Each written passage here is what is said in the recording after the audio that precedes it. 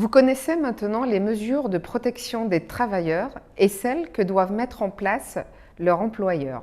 Voyons dans cette vidéo les obligations que doit respecter le donneur d'ordre ou maître d'ouvrage, qui est le commanditaire des travaux pour une opération sous section 3. Notez que le donneur d'ordre peut aussi être le propriétaire de l'immeuble ou encore un bailleur social. Tout d'abord, conformément au Code de la santé publique, le propriétaire d'un immeuble dont le permis de construire a été délivré avant le 1er juillet 1997 a l'obligation d'y faire rechercher la présence d'amiante qui vise à protéger les habitants des immeubles bâtis. Il doit faire établir un diagnostic de l'état de conservation des matériaux et produits amiantés repérés. Il doit également mettre en œuvre les mesures nécessaires pour contrôler et réduire l'exposition. Vous verrez dans une autre séquence de cette seconde semaine les diagnostics concernés ainsi que les matériaux et produits à rechercher. Voyons maintenant le cas de travaux à réaliser, par exemple dans le cas de maintenance, de rénovation, de réhabilitation ou encore de démolition. En prévoyant des travaux, le donneur d'ordre a l'obligation, conformément au Code du travail, de faire évaluer les risques inhérents aux travaux qu'il projette et donc de faire rechercher la présence d'amiante au préalable dans les bâtiments objets des travaux, et ceci pour but d'assurer la sécurité et de protéger la santé des personnes qui interviendront sur le chantier, de la population avoisinante ou des occupants des locaux.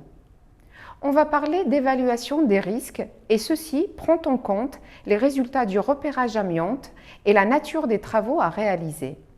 Avant même de lancer la consultation des entreprises de désamiantage, le donneur d'ordre doit donc faire réaliser un repérage amiante avant travaux en cas de réhabilitation, de maintenance ou de rénovation ou un repérage avant démolition. L'arrêté du 16 juillet 2019 rend obligatoire le repérage de l'amiante avant travaux dans tous les bâtiments livrés avant le 1er janvier 1997. Chaque repérage donne lieu à un rapport. Ces rapports seront indispensables pour l'évaluation des risques et notamment pour connaître la nature précise des matériaux, matériels, équipements ou articles contenant de l'amiante, leur localisation exacte, l'estimation de leur quantité, par exemple leur surface ou leur longueur linéaire, et aussi leur état de conservation.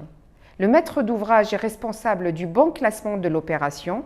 C'est en effet lui qui définit si les travaux relèvent de la sous-section 3 ou de la sous-section 4.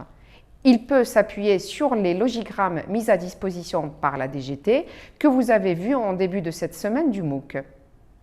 Ensuite, le donneur d'ordre lance la consultation auprès des entreprises. Dans le cadre de notre MOOC, il s'agira donc d'entreprises SS3.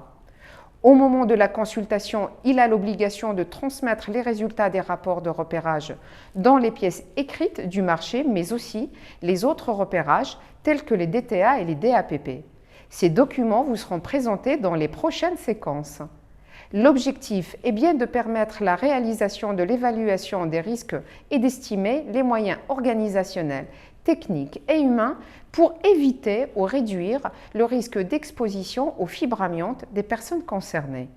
Dans tous les cas, le donneur d'ordre devra demander, lors de la consultation des entreprises, de mettre en œuvre des processus garantissant le non-dépassement du seuil maximal d'empoussièrement au regard des opérations envisagées. Au final, l'objectif de l'évaluation des risques est donc d'établir un cahier des charges d'appel d'offres permettant aux entreprises de répondre de manière recevable selon les exigences réglementaires assurant la sécurité des personnes. Le donneur d'ordre est également responsable de la restitution des locaux avec notamment un examen visuel et en demandant des mesures d'empoussièrement. Les différentes étapes de la restitution d'un chantier seront détaillées plus tard dans le MOOC.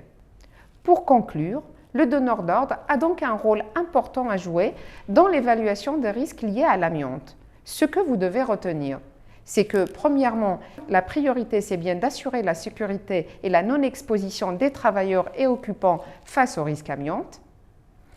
Et également, Retenir que le donneur d'ordre est impliqué dans toutes les étapes de la vie du chantier, depuis l'évaluation des risques à la réception des travaux.